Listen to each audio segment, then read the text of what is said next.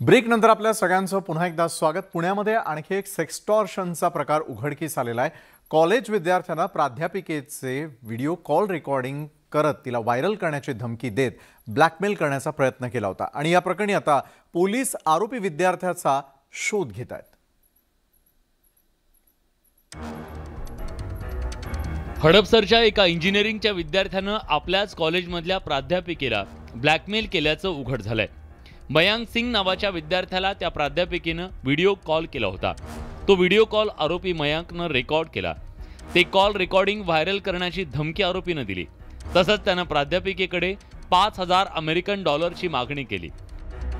विशेष म्हणजे आरोपी मयांकनं तो व्हिडिओ प्राध्यापिकेच्या पतीला पाठवून धमकावलं। ह्या आरोपीने त्यांना फोन करून सांगितले की तुमचे न्यूड फोटो न्यूड क्लिप माझ्याकडे आहे आणि जर ती स्प्रेड करायची ती फॉरवर्ड करायची नसेल कोणाला लोकांना तर मला 5,000 अमेरिकन डॉलर द्या अशी त्यांना धमकी दिली।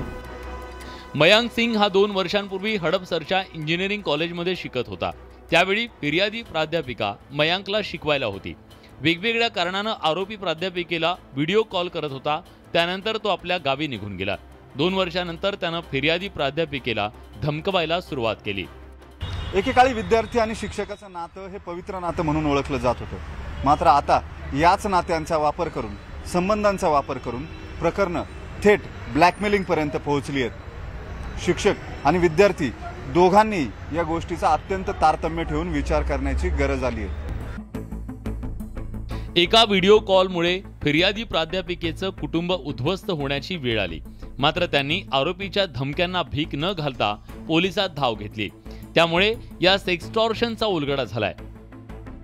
व्हिडिओ जर्नलिस्ट सचिन हंचाटेसह वैभव सोनवणे, न्यूज 18 लोकमत, पुणे।